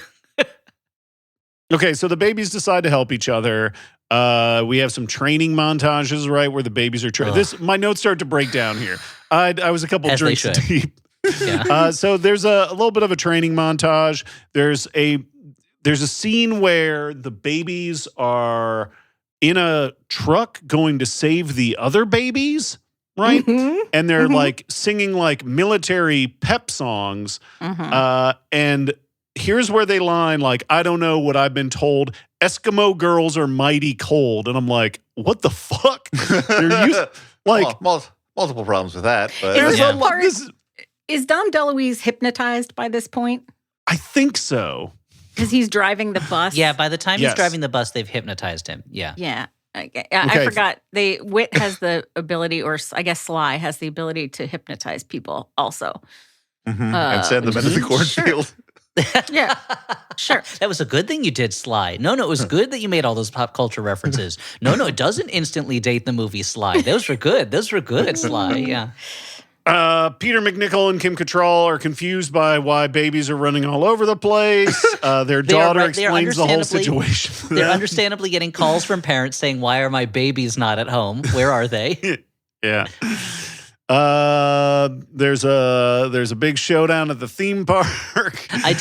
There's one line, and there's another line coming up. So Peter McNichol, he calls 911. They don't believe him because his story is so crazy. I don't like that part. But then Kim Cattrall calls 911 and goes, Baby Co, we put a bomb there, and then hangs up. She goes, and I was like that. She goes, you want cops there? You got cops there. And I was like, that was a funny way for them to deal with that too. That's MVP. That's co-MVP Kim Cattrall for you. I think to kind of like, somebody good enough, they can put it over. Yes. Yeah. But I agree with you, Stuart. This mayhem at the end, like my brain, like it's incomprehensible. Fell off the movie. Like I texted you something similar where I'm like, as I get older, like comedy, just like general comedy mayhem, unless it's like really funny gags, which this is not, just bores me. I'm like, can we wrap it up, guys? Like. Not have like robots like kick someone in the butt. Like, I mean, that sounds pretty funny actually now that I'm saying it. No, but it doesn't. It's not funny when you see it. If the highest you're hoping to achieve is like a mild chuckle from your bits, maybe don't put it in the movie. Mm-hmm. It's also one of those, this is one of those movies where and I feel like Argyle, which we watched recently, had the same problem where the main character, the hero of the movie, is so incredibly uber competent that no one can stand in their way. And so by the end of this movie, it's just Sly in a control room sending out the robots to beat up the adults while he makes wisecracks and has the same annoying kid laugh over and over again at everything that happens. And it's like, you know what, Sly, I'm not on your side at this point. Like you're just torturing. I know that you were basically kidnapped and raised to be a sort of child experiment, but at this point, I want you to be challenged in some way, or else you're not the hero of the movie anymore. Sly is just like Argyle. Not to be overly philosophical about action comedies, but I just recently saw The Fall Guy, which I loved. I heard it's really good. I loved it so much. I was such a sucker for that movie. And one of the reasons why I love it is that because it's about this stuntman and because I think they wanted to be true to admiration for stunt people. Every time that Ryan Gosling is doing something that looks like it would really hurt in this movie, it looks like it really hurts. And he lands and he'll immediately be like, like, you can tell he can only do so much of this. And that's one of the things the movie turned out to be about. And those kinds of things where you actually have, a person who has some vulnerabilities, I think it really helps put an action sequence over, even in an action comedy. Yeah, my favorite moment in any Mission Impossible movie is when Tom Cruise is climbing the Burj Khalifa and he has to slide in through that window and he hits his head on it. And I know that he didn't really get hurt, but like that Ethan Hunt is like, ow, like that he didn't do it right and he gets hurt. Yeah. I love it. I mean, I saw somebody point out like the best part of the Mission Impossible movies is the look on Ethan Hunt's face when he realizes, oh shit, how am I going to get out of this? Like, the way Tom Cruise does sell that. And that's part of what Ryan Gosling does so well in Fall Guy is he sells the vulnerability of that character and he sells the pain that he's going through so well. And we mentioned a lot, but for me, like, it's going back a while, but the gold standard is like Indiana Jones, where there's like a whole scene in Raiders of the Lost Ark where the movie pauses for him to be grumpy about how every part of him hurts. And I love that. I love that the movie acknowledges this is just a guy who is really good at it, but is really lucky and is in pain. That Indiana Jones in the best of those movies, he looks genuinely worried and unhappy when he's running from that giant boulder and stuff. He's not like, guess we're having a ball. He's like, oh shit, there's this giant thing behind me. I gotta get out of here. I like to do punch up for Raiders of the Lost Ark. Dan, how much did when the spikes come out after why am I forgetting his name? Dr. Octopus, after he betrays him in the beginning. Oh, sure. He's not like spikes to see you. Now I see you got the point. Like instead he's just like, ooh, okay. I'll just take this thing and get out of here. Dan, how much did the sequence where Indiana Jones uses his injuries and his general grumpiness to seduce somebody, how much did that inform your own love style? I mean, it's Karen Allen, so I have to imagine that I was like, okay, if this is the way, if this is how you do it, then... This is why you're standing outside of Karen Allen's house with a boombox just playing you going, ow, ow. Yeah, I know. I'm sending her my doctor's reports about, my early onset arthritis. Guys, so the bad guys lose, the good guys win. Oh, Okay. There's a montage of babies. Appropriate leap. Yeah, let's talk about this montage because, like, there's a montage of babies. The movie wraps up, yada yada. The babies, lose their magical the babies win stuff. But do they in the end? Yeah, nobody wins. Death comes for us all eventually. Yeah. But to me, there was this baffling like montage set to like a country ballad about how babies are gifts from God. Yeah, it's a Randy Travis song, and we haven't even talked about the fact that one of the guards who is running the robots in the theme park is Randy Travis. Oh, I didn't even recognize so that. that's Randy Travis, and then you get a Randy Travis song at the end, which I guess is all part of the same. Maybe they made a deal with the record company or somebody knows Randy Travis's manager or whatever. But yeah, so that's a Randy Travis song at the end. Perhaps sung in the story by one of the guards. Who knows? I have to say, this would make sense to me if, like, over the credits, they had scenes from the production of Baby Geniuses, just showing the kids running around being kids, and then you've got the sentimental song about kids. What it is instead is, like, within the diegetic world of the film, we just get, like, very small flashbacks to the kids doing stuff we saw in the movie already. While this song plays, and I'm like, "What is going on? Why did it's just the movie not going? cut Wasn't this a good movie? Wasn't this a good movie? Remember all the characters you fell in love with, and the moments you'll remember forever, and the ride we've been on. Remember this thing that happened 8 minutes ago? This song that should be playing over the closing credits. Why not just remember some of these special times with our new friends, the Baby Geniuses? Boy. Yeah, I imagine on set a PA came running up to Bob Clark and John Voight and was like, guys, get this. Randy Travis loves babies. They're like, oh, let's get him in the movie. I've been looking for a way to do a project with babies at some point. I thought you were going to say them. I thought you were going to say somebody ran up and said, guys, we're short. And they were like, montage time. Yeah. Always a montage. That's a good way. And this song, you guys... I mean, you guys, Elliot, you're a school of music. You pay attention to the pop music. This song was a huge hit, right? It was a Grammy winner. So this was a Grammy. It won for Best Original Song, Best Original Album, it won Best Album, Best Spoken Word, which is strange. It was number 1 on the pop charts, number 1 on the country charts, and number 1 on the jazz adult easy listening charts, as well as number 1 on the hip hop R&B charts, which it's not even one of those. Quadruple threat. It took the world by storm. I think that the war in Kosovo ended when they played this song, and everyone said, "Yeah, we were all babies once." And they hugged each other. It was just this song brought the world together. We have Randy Travis and Baby Geniuses to thank for that. Unfortunately, we've since forgotten that because we all crossed over. When the year 1999 turned to the year 2000, we all crossed over and forgot our knowledge of the 20th century. And so once again, we live in a fallen world that the magic of Randy Travis no longer holds together. Yeah. Okay. I think that's the song. I think that's the song where they abolished the baby music chart, right? They said nothing's ever going to sell this well again. Yeah. So there's no point in having it. Probably is still number 1 on the baby music chart to this day, and they just decided that was number 1. Number 2 was that "I Am Un Bébé," that French song that was a big novelty the Geordie song. Geordie, yeah, and Baby Shark. Yeah, Baby Shark. Randy Travis is listening to Baby Shark, and he's like, the baby music these days, it's not what's it really about. There's no message. It's just ear candy. And then after that, there's Baby I Love You, which is not actually a baby song. It just has baby in it, but they were running Santa low Baby, that year. again, it wasn't about a baby Santa Claus. That would be adorable. Santa Baby's not appropriate. No. If it's a real although baby. I feel like the makers of this movie would have been like, yeah, I mean, there's Santa in the movie, and there's babies, and there's mention of a robot Santa, and we've been playing it pretty fast and loose with how sexualized these babies can be. Yeah. Now, I do want to point out one detail that we missed, which was the robot clown that is holding a sort of cross with chattering teeth all along the crossbar, and he frightens the security goons at the end with it. What was the thinking behind that? Do you think children were going to enjoy that? Yeah, they're like, hey, we're testing out a new Chainsaw Man character.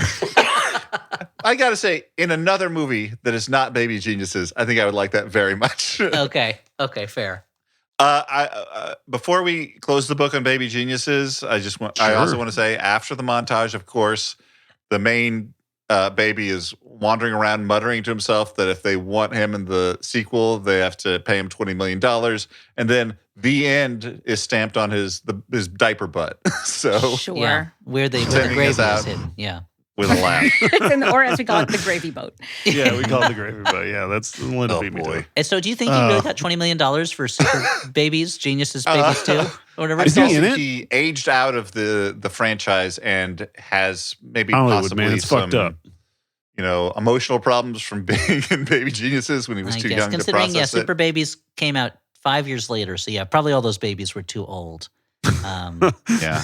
It features a cousin of Sly and Wit. Ah, okay. Oh, thank God. Yeah. Continuity is preserved. Yeah. Let's give our final judgments. Whether this is a good, Wait, there's bad a baby movie. with What? super strength in it? Sorry, I'm just reading the plot summary right now. Well, Elliot, Sly can karate chop adults, so his strength is pretty super. Yes. Yeah, that's true. But these ones, they're like super babies with superpowers. One of them is called Elliot. Bouncing Boy. That's a real superhero. That's a Legion of Superheroes character. Anyway, Dan, what are we talking about? No, if you're this transfixed with Super Babies, Baby Geniuses 2, we could try and figure out some way of getting it down the line, maybe on Flop TV. Who I think knows? we'll have to, I'm looking at the cast But- right now. John Voight appears finally. Scott Baio, Vanessa Angel, TV's Lisa from TV's Wow. Weird Science. Bunch of other people. Whoopi Goldberg as Stuart is herself. snap What? applauding Vanessa. Very important Okay. to young Stuart, I assume. Let's go to final judgments. Dan O-Town appears as themselves. Okay, let's talk about What? final judgments. Okay. Whether this is a good bad movie, a bad movie, or a movie we kind of liked, to not be roundly laughed at, I will clarify up front, this is a bad movie. Absolutely. Absolutely a bad movie. Do not watch Baby Geniuses. But On the weird curve that we have built for ourselves within the flop house, whilst I did not like this movie, I had a better experience watching it than a lot of the bad movies, just by virtue of it being like, oh, this is a type of thing we don't get anymore. This sort of like super shitty family comedy, like the landscape of what movies are have changed so much that so many of the bad movies we watch just file into this sort of boring slop in my brain. So I'm like, oh, this is a throwback. This is a nostalgic throwback to the era when a wonderful cast such as this one was forced to exist in this schlock.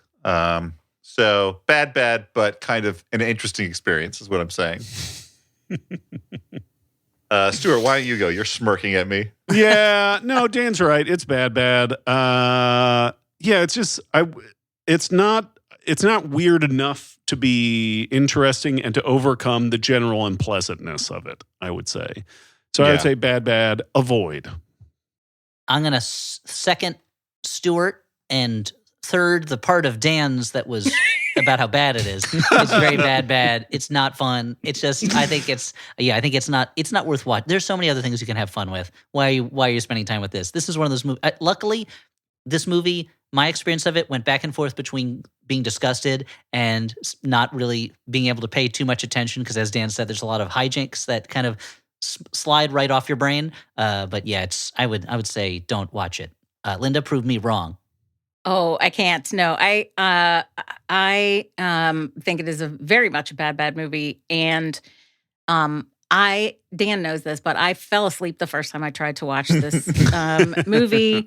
I feel I'm so weirded out by the way that like every line in this movie sounds like ADR to me. Yeah. There's something very strange about how they some of the basic execution is incompetent. That we didn't really talk about it, but that opening sequence where Sly is trying to escape the first time has this like really ugly, weird aesthetic with these like extreme close-ups, and it's to me like it a was, little fisheye, right? Like a little fisheye. I'm not even sure if Yeah. it was fisheye. I mean, it's not as distorted as I associate with fisheye, but it was like the same, like it's at your nose, but it had that feel of like fading regional department store Halloween sale kind of thing ad for. So to me, it's just not competent enough to be a good bad movie. It's very bad. It's very boring. Yes, as I said, I think Dan has a spirit of kindness, but I cannot share it. Fair.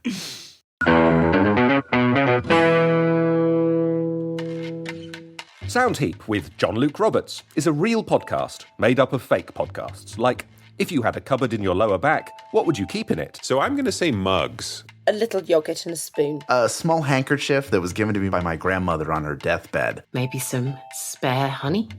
I'd keep batteries in it. I'd pretend to be a toy. If I had a cupboard in my lower back, I'd probably fill it with spines. If you had a cupboard in your lower back, what would you keep in it? Doesn't exist. We made it up for Soundheap with John Luke Roberts, an award-winning comedy podcast from Maximum Fun, made up of hundreds of stupid podcasts.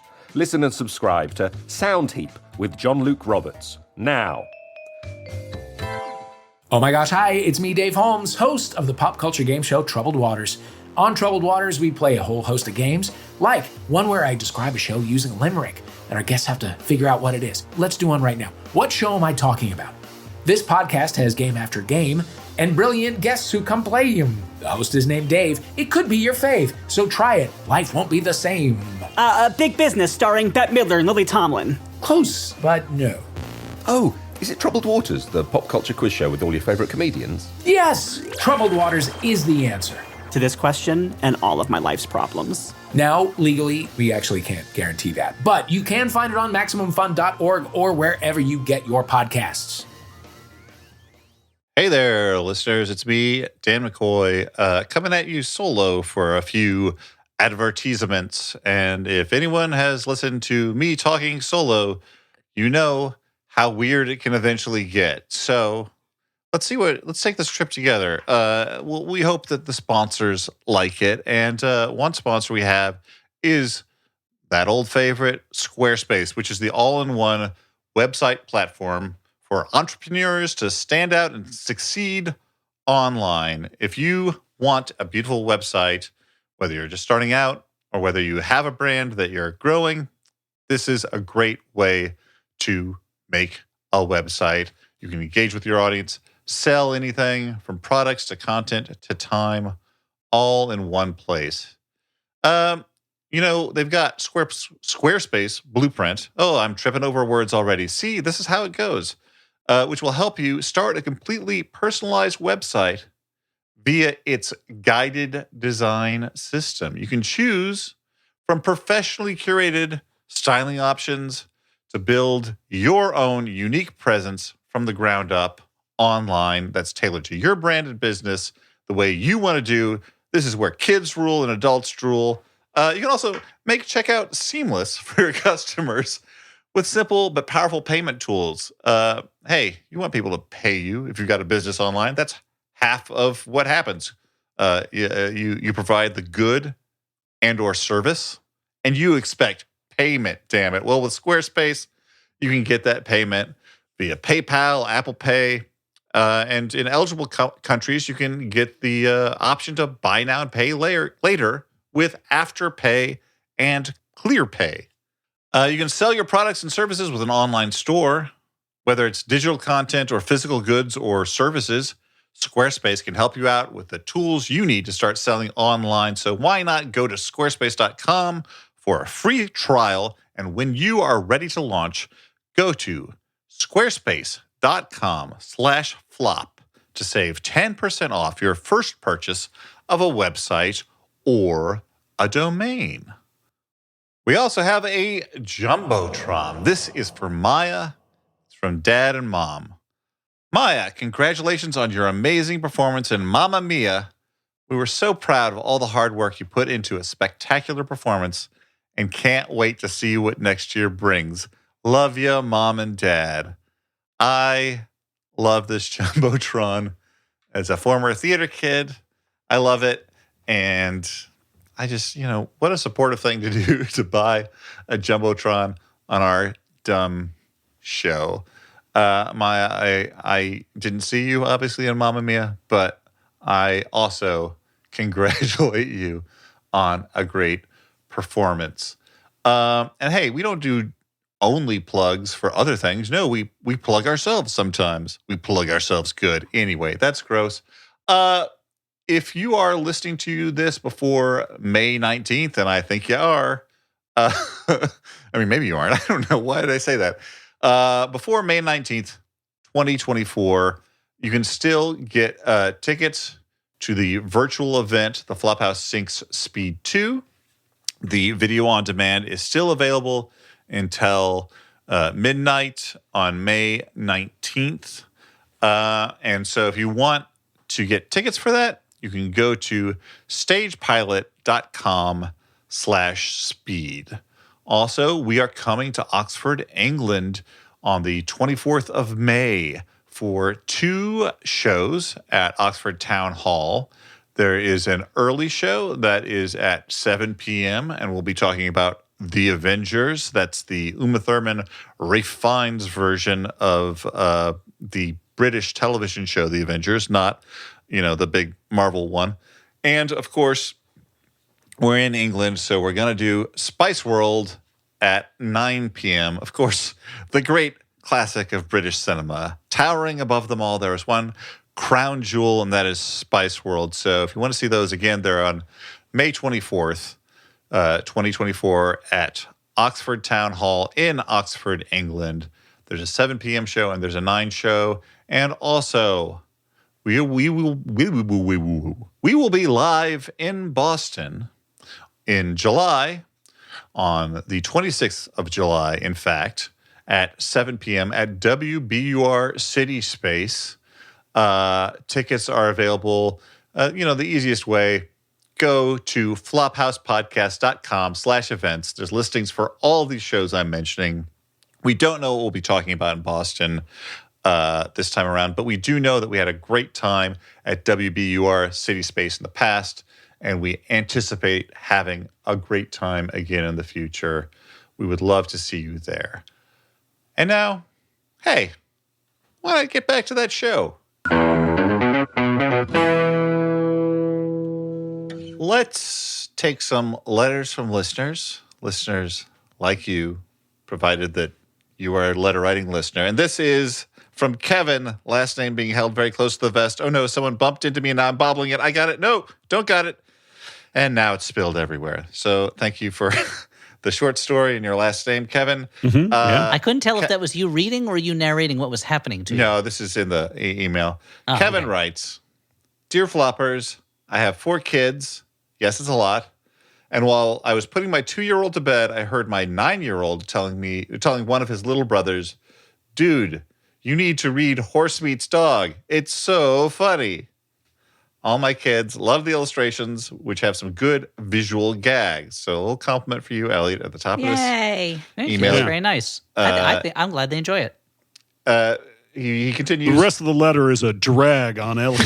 Yeah, and then it's like Sharko and Hippo, on the other hand, fails to reach the heights of a sophomore slump. We call it here in this household. A Horse Meets Dog has been it's been newly rediscovered in my household, and I find it very gratifying when my son he laughs whenever the horse goes woohoo oats, and he thinks that's the funniest line that was ever written. And he's right. I can't argue with him. Okay. Well, he continues. Kevin continues. We also recently rewatched, Wall-E as a family, which is good, full of great physical comedy. So my question is this. In the era of, say, Farrell McKay-esque comedy, which prioritizes silly improvised dialogue, what are some recent-ish films or TV shows that you thought did a great job of using visual gags or physical comedy to get a laugh? It's not that recent overall, but I think. But when Dick Van Dyke would trip over the ottoman, yeah. No, is it Every Frame of Painting that did this? Like someone who does video essays did one on Edgar Wright's shooting of things. I think it was. It's not so much necessarily that there are a lot of great slapstick gags, but the talk about it was also how beautifully they were shot to maximize the comedy of it, which I think is a big problem with a lot of gags. If they are done at all, physical gags these days, I feel like they're done in the flattest way possible. They go to the trouble of figuring out what a physical joke might be, but then not how to present it in a way that would maximize the comedy. And I think Edgar Wright's very good at that. Also, I have not seen it yet, but I'm very excited that I just earlier today bought a ticket to a screening in the one theater that's playing it around here of Hundreds of Beavers, which I hear really is want to see that. very funny. A lot of physical gags. So I have high hopes. What do you guys think? There's none specific gags that come immediately to mind, but I was a big fan of the recent show Los Spookies, and there were a lot of funny verbal gags, but there also were a lot of funny visuals, and it wasn't always it wasn't slapstick necessarily, but like things that looked funny or like characters that were designed in a funny way or were kind of positioned in a funny way. It's like the visual of the show very much was a part of the joke, which I agree, Dan, often it is, especially because so much of comedy seems to come from that improv world that like there's this sense of like it doesn't matter what it looks like and you can't plan for it necessarily because it's just riffing. Let's just get riffs. And I've never been a huge fan of riff-based movie comedy, but or podcasts. Hey, well, hold on. Well, I don't know. There's some fun stuff there, but it does make it harder to. And on the other hand, you don't want to go the other way where you're so tied to a very elaborate visual joke that it feels what's the word? That it feels like either forced or I'm not a huge fan of the movie Caddyshack, but there are funny things in that movie. But the least funny part of that movie is that huge scene where boats are crashing into each other, and it's all the broadest physical smash ups. And it's like, ugh, boy, they must have spent more money on this than the rest of the movie combined, and it's so unfunny. I mean, well, that's the weird. Like, there's this illusion among Hollywood, I think, that like crashes are inherently funny. Like, there's not really that jokes is called in that John scene. Landis. That was I gotta say, and then he had that one crash that was very much not funny. Well, that's not such a good crash. He's like, let's have a huge car crash. That'll be hilarious, So I was going to bring up Blues Brothers to say though, like that's the one case where I'm like, well, these car crashes aren't funny, but I do find these chase scenes exciting. Like they're well done on a technical level on that end. So at least that's okay. I guess if I'm not expected to laugh, I'll enjoy them, You're like, as long as I'm not expected to laugh at this comedy scene, then it's all right, Yeah. I think the most recent Mission Impossible, a couple of the action sequences are really funny in a way that they don't necessarily play it entirely overtly for jokes, but I think the Haley Atwell driving scene is very funny. It's great. And that train scene at the end is very funny. Yeah. I kept sort of, as that was, I remember being in the theater for that train sequence.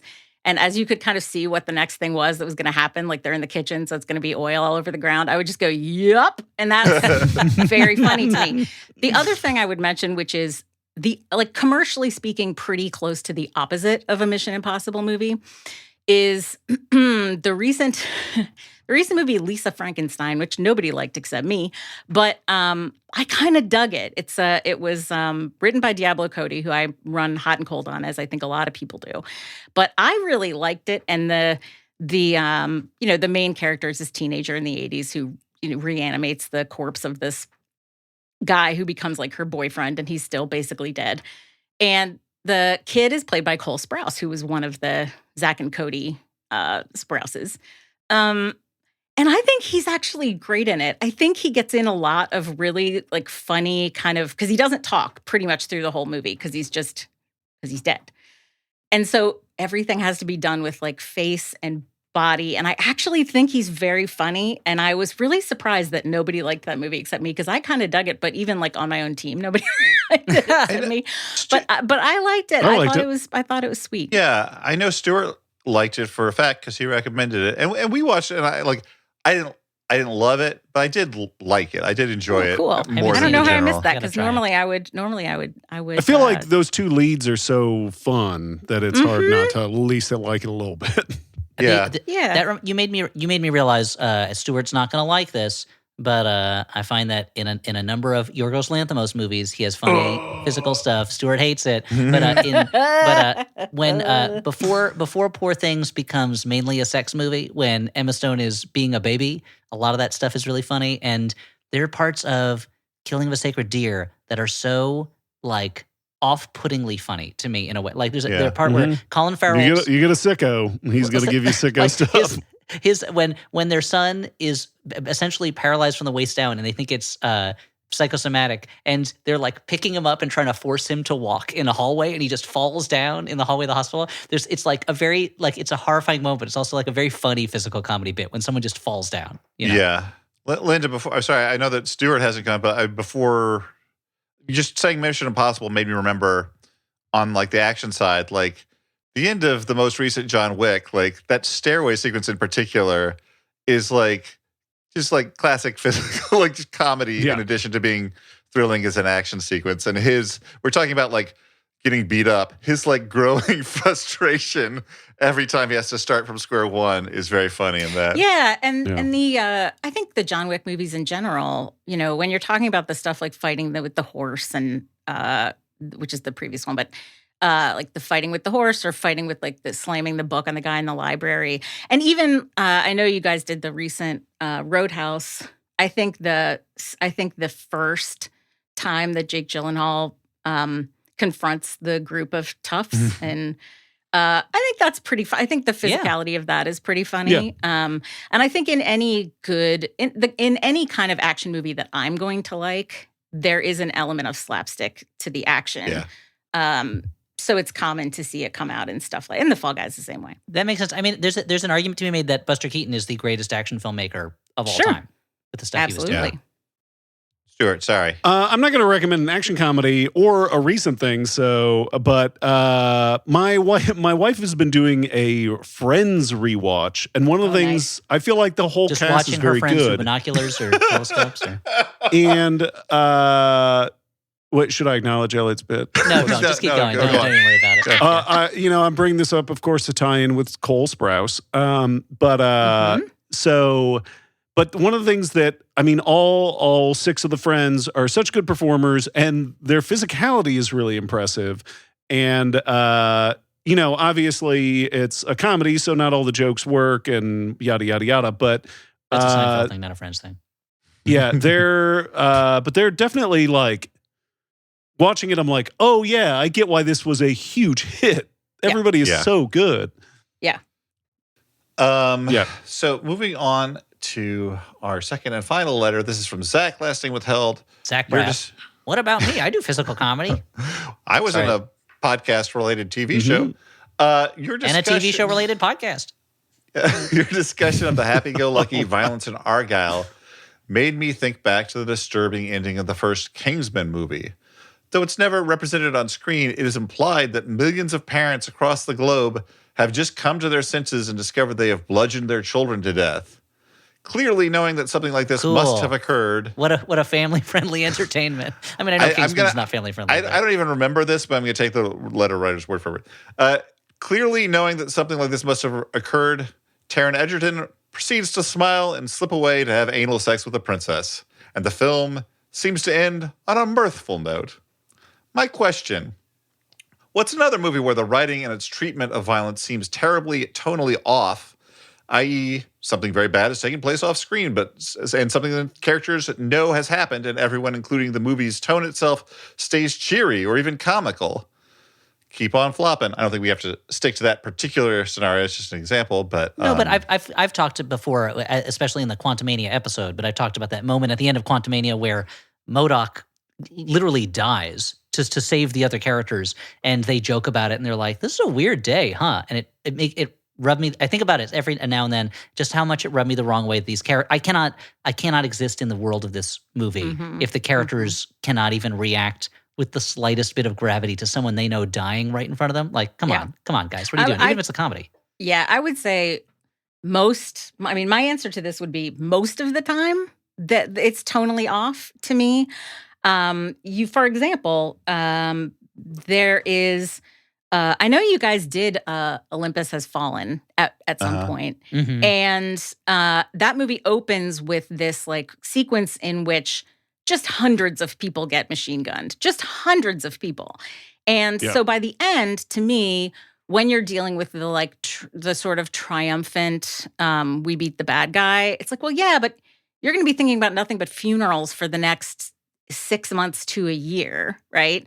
And you're going to have to bring in like 25 trucks to carry out all the guys who got machine gunned in the first part. And I think even in a, like, look, I can even in a movie like Speed, I think the fact that like you see the end of that movie and they're kind of like, they're kind of snuggling and they're kind of kissing and it's kind of funny. Like his best friend just died. Like if you scratch the surface of almost any action comedy or triumphant action movie, you will get to the end and be like, okay, you won. However, and it will be, if you count the dead, it gets pretty incredible, which actually is one of the things that I like about the Avengers is that at the end of that movie, they are very devastated by what has happened. And it carries over to the, as odd as it is to sort of defend that franchise, it carries over to the future movies that everybody's very traumatized by all of this. It also made the public conclude that maybe you're the bad guys.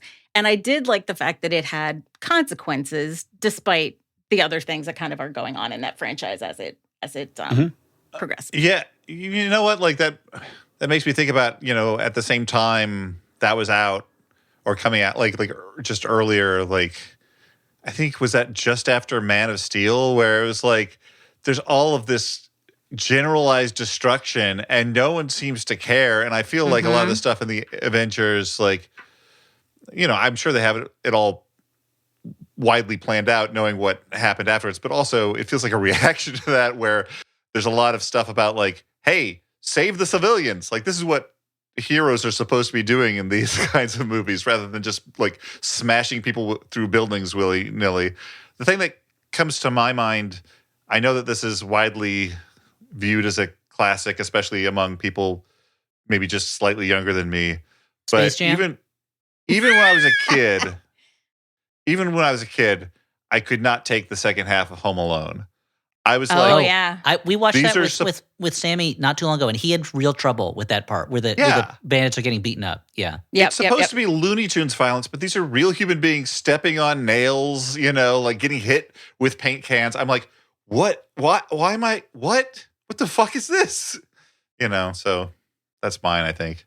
Yeah. I think, Linda, that's such a good point about those first Avengers movies that like they really make it feel like, okay, something happened here. Like that end credits or mid credit scene where they're just sitting and eating and they're not talking to each other. And it's like, it's a joke. They're finally having that shawarma, but they seem really like worn out. They seem exhausted. Yeah. It's not like, it's like a funny idea, but it's not a funny scene. They seem so, and that like this shawarma is not filling the hole in them that is existing right now. And the opposite of that. And there's a moment before that when Downey looks around and he says, "Do we win? Yeah, yay!" Because same thing. Yeah. At I was thinking about with this. There was that run of movies in the '90s where it was like, isn't it funny when people die, like very bad things and stuff like that? Which is where they just didn't seem to know what they were doing and they were chasing something. But then I started thinking about one of my least favorite movies, The 21st Century, The Rise of Skywalker, and how the heroes are like, oh, we're fighting a bunch of people who were kidnapped as children and brainwashed. Well, sucks for them. I guess I'll blow up thousands of them. There's just so many, every one of those ships that blows up, there's hundreds, if not thousands of people on it. And the body count is so enormous. And I find it so distasteful, for exactly that reason. The action movies that I like tend to have a specific reason why people who get killed have to get killed. And especially if they're not bad guys. And I have said this a million times about Die Hard is that the reason why you get that really grisly, gruesome execution of Mr. Takagi early in Die Hard is that if you didn't, you would root for Hans. And you can't root for Hans and have the movie work. So he has to do something really bad in the early part of the movie so that he's established to be the bad guy. You still have to want them to catch him. You have to want him to die. And to do that, you have to have that really brutal execution because that establishes the movie's kind of like, the movie still has like a moral sort of world that it occupies. They don't just execute 20 of the people who were at the Christmas party, Yeah. The only other way you can get people to root against Alan Rickman is by having him cheat on Emma Thompson or something. Accurate. Good point. Yeah, I mean, I feel like when it comes to like flippant violence, there is that moment in Game Night at the end that's really great when the guy gets sucked into the jet intake. But that's funny because she's reacting she reacts reasonably to it. Yeah, it's real. It's so funny. Like every time that clip gets posted, I gotta watch it. One of the best line readings of the century so far. It's so funny, and it was such like a funny setup when she's like, "Don't shoot me, I have kids." And he's like, "Not with an ass like that, you don't." It's so funny. Okay, I was gonna say. A movie that I remember talking about with producer Alex Smith is that movie Wanted, where at the end, like James McAvoy, after like assassinating somebody with a fucking scrimshawed bullet, is like, "What the fuck have you done today?" I'm like, "I haven't assassinated anybody, asshole. Like, don't question my life choices, bitch." And that's a toned down version of the ending of the comic book, which is even more disgusting and kind of and hostile and toxic. Yeah, it's bad. It's a bad thing. But there's I mean, it goes back to the beginning of movies that there's something cool for a lot of audience about seeing someone shoot someone specifically or kill someone. But yeah, in the better movies, they find some way to morally show why it had to be done or justify it rather than just kind of like. Yeah, this guy kills people. Isn't that cool? Isn't it? I'm on the record many times as not liking Hitman movies about hitmen for that reason, except for Grosse Point Blank, which is all about him struggling with that. But like that it's like it's not cool to go kill people. I hate to say again. I hate to be on a limb here. It's like earlier when I said I don't want babies having sex with each other. I hate to go on a limb and say it's not cool to kill people. Well, I mean, I think we're all talking about movies that seem to be made by people with emotional maturity. Mm-hmm. Yeah, not to throw shade, but also like I'm not saying every movie has to be Margaret either. But there's the hero should have some compunction about killing. And I also have to say, like, look, I love emotional immaturity in movies sometimes, but then you have to have like the tonal control to like pull it off. That's the other half of what's being said here. It's not just like, oh, what's reprehensible. It's like if you can create a tone within the movie that supports the gross joke, it'll work. Right. But or if it's like, do I think it's funny in Monty Python the Holy Grail when the knight just slashes the throat of the historian who's talking? Yeah, of course I do. It's really funny. But the tone in that movie is that this is a cartoon. These characters don't exist. Nothing's real. Yeah, it's similar to why when you have your like gross out immature comedies, and then they inevitably try and pull off like a heart of gold at the center or some like emotional moment. And I'm like, fuck I'm like, fuck this. Be gross all the way. I want only gross. Yeah, have the courage of your goddamn conviction. Yeah, be 100% gross. Get Are You Gross in there. Michael Gross. Some kind of gross, yeah. Mm-hmm. A gross of pencils. I don't know. Let's move from sort of our moral outrage to some recommendations of movies that we think are more worthy of your time than Baby Geniuses. If such a thing is possible. Hard to imagine. Yeah. Speaking of children, guys, so... Oh, this is going to get weird. No, I recently, I think I've mentioned it before, got the Criterion channel back after not having it for a little while. My body was craving nutrients after watching all of these movies for the Flophouse. And so I had kind of a list of like movies that I should catch up on that are on the channel. I sort of picked one at random on a nice Sunday afternoon, and it was Lynn Ramsey's Ratcatcher, a film. Just looking to check your brain at the door, have some fun. Yeah. A movie that begins with a tragic death of a child and does not get easier to watch thereafter. As opposed to the other kind of a death of a child that's not tragic, Dan? What would that be? I think like a hilarious death of a child. No, you got me. I mean, Dead Alive has a pretty hilarious. Good point, Stuart. I got Dan, and you got me. Okay, Dan. But there's continue. a particular like sort of realism and matter of factness to the death that opens the movie that makes it like very difficult. I guess is what I'm trying to get at by saying that. It's a movie about horrible conditions amongst this poor family in Ireland during a garbage strike when there are rats all around. I've now seen all 4 of Lynn Ramsey's movies. I think she's one of the best there is. I think her movies are great. This one is the roughest one to watch, I think. But I'm glad to have closed out the 4. So Ratcatcher, I guess, the full is Ramsey. Kind of a recommendation if you can handle it. Who wants to go next? Oh, wow. Okay. Speaking of children, No, I'm going to recommend. People who have followed my recommendations are not going to be surprised by this at all. I'm going to recommend the new Luca Guadagnino movie, Challengers. I love that guy's movies. Everyone's a hit. I love it. And this one is no exception. It is like faster and more kinetic than some of his other movies, but it's still got that same like emotional depth and also like a physicality and like a sense of place that's so great. I mean, it's loosely up. I guess it's about two competing tennis players as well as a third competing tennis player played by Zendaya. And I don't want to talk too much about the plot of this. Go see it. It's great. It's sexy. It's about tennis. It's intense. It's got an amazing score. I loved it. It was great. Thumbs up. Amazing. Challengers. Love that movie. Absolutely love that movie. It's great. I was thinking about what's a movie I could recommend that is a better version of a movie about a talking baby. What's a movie with a talking baby in it that's not bad? And guys, you know what it has to be, that talking baby classic, Being Two Isn't Easy from 1962. This is a Japanese movie that is also on the Criterion Channel right now, which is just about a kid who is almost 2 and his parents, and it's about kind of a series of months in this family's life, and there are parts of it that I found very sweet and very touching, and parts that I found very funny, where you can hear the child's thoughts, and he is confused that his conclusions about things are not the same as his parents. There's a part where they're trying to get the crib to stay closed so that he can't get out of it, and they try to latch, they tried tying it shut, and they're getting very frustrated, and the kid is like, I don't understand why they're mad at me. It was really hard to untie that knot. It was hard to undo the latch. I solved it. Why are they mad at me? Like, the child thinks that this is a puzzle that's been presented to him. It's a series of scenes. It's not a plot-driven movie. Maybe it touched me a little bit deeper as a parent. There were times when I was like, I remember when I felt like that, or when this child was like that.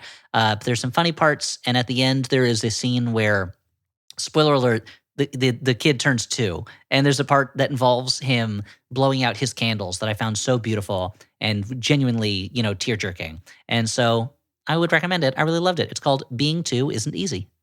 That's beautiful. That is beautiful. Having seen Kathleen Turner in Baby Geniuses, was very interesting because recently, for a different work-related project, I had watched Kathleen Turner in Body Heat. Body Heat, which came out in like 1981 to, I think 1982 maybe. It was really where she became famous. It's a neo-noir. I think some people credit it with being one of the most important neo-noirs. It's semi of a reimagining of something like Double Indemnity, not exactly. It is still a very hot woman who seduces an idiot, and things get worse from there. Ultimately, it is a movie about the most boring thing I learned in law school, which is the rule against perpetuities. But it is also a movie in which I think the atmospheric qualities of how it's shot, the way that they use airy spaces versus closed-in spaces, and some of those things are really, really cool and good. But also, she is just such a hot movie star in that film, and she's such a wonderful presence. And that's a kind of role that can be really hard to pull off because it can really be, I don't know if I want to say dehumanizing, but it can be really, a shallow kind of role for an actress to play. I think she finds a lot of good stuff in that character, and it has really sexy sex without being, it's not the same kind of like vulgar, really sexy sex that people sometimes associate with really sexy sex. Mm-hmm. In a way, it's like Challengers, and that you see a little bit less than you feel like you saw in some ways. And Stuart's just whacking his eyebrows. You feel like you saw the people very much having sex, and you didn't necessarily. So anyway, Body Heat, Kathleen Turner, William Hurt, very, very young Ted Danson, pre-Cheers. Love Who's it. dancing? That movie. Huh? He does dancing at one point. Yeah. It's true. Dancing. And again, learn the rule against perpetuities. That they do such a good job in that movie. I feel like when I think of film noir, I think of coolness, and they do such a good job of making it a movie of heat. Like it's such a sweaty movie in a really palpable way, in a way that is sometimes sexy and sometimes just feels like, ugh, this seems like such an unpleasantly humid place to be. Absolutely, absolutely. That's why they sit it right down there in it's in Florida, I think. I think so. And as was the recent Roadhouse, you put it in that I don't know, hot, sweaty environment. Yeah. Well, there's fewer boat chases in Body Heat than in Roadhouse, though. And just a little bit. Only a couple. We should really wrap things up. But Linda, it was a joy to have you on. You fit in perfectly. You felt like a natural member of it all. It was so nice to have you. My favorite thing I do all year. I'm so excited. Is there anything in particular you want to plug before we do our usual stuff? No, just, Pop Culture Happy Hour. And as Elliot mentioned at the top, Evie Drake Starts Over and Flying Solo are my novels. I have one coming out in 2025, which is called Back After This, which takes place in the world of audio and podcasting. So we'll see how that goes. I wonder if we'll see a thinly veiled Dan McCoy in there, possibly. It's like everything hurts, babe. Weird romantic laugh. Huh? But no, this is very exciting. And I do want to say, I, as somebody who has been making a podcast with the same team for almost 15 years, I am very well positioned to understand what you guys have done by working together for this long and this successfully without. I told Jesse Thorne once that when I listen to this show, my hobby is trying to figure out when people are actually irritated versus pretending to be irritated. Usually when I'm talking, the other guys are pretty irritated. I know that from my own show as well. So I just want to say that I do appreciate the accomplishment of keeping a team together and working for this long so successfully. And the fact that it's still so much fun to listen to is really quite a special thing. So kudos for that. Thank you. I think it's a testament to our genuine affection, how we are able to weather the not infrequent irritation that comes along with it. Listen, all I'm asking is that every once in a while, now that we're pals, every once in a while, just shoot me a little note. Say, I was really annoyed when this is happening, and then I'll just be able to put it away in my little diary in my brain. That's all I ask. Done. How can a Sagittarius, a Gemini, and a Pisces get along for this long? Especially when one of them gets annoyed at the implication that means anything. The Gemini. It's happening. Hey, before I thank our team of one other person, I want to say check us out on our socials. You can find us on Instagram. We now have a Mastodon. There's a fan-made Discord, Blue Sky. There's a long-running Facebook group and YouTube videos. If you like any of that stuff, look it up. But also, thank you to that aforementioned man, Mr. Alex Smith. He goes by Howell Doughty online. He does Twitch streams. He does music. Check his stuff out. Thank you to Maximum Fun at MaximumFun.org. You can find a lot of other great podcasts. I'm sure at least one other one will tickle your fancy. So check them out. But that's it. Thank you again to our guest. For the Flophouse, I've been Dan McCoy. I've been Stuart Wellington. I'm Ellie Kalin, and we've been joined by Linda Holmes. Bye. Bye.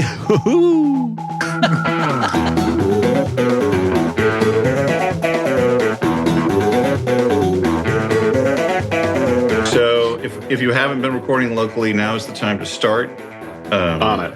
I've been recording locally, but thinking globally. I'm recording hyper locally. I've been visualizing world peas. So.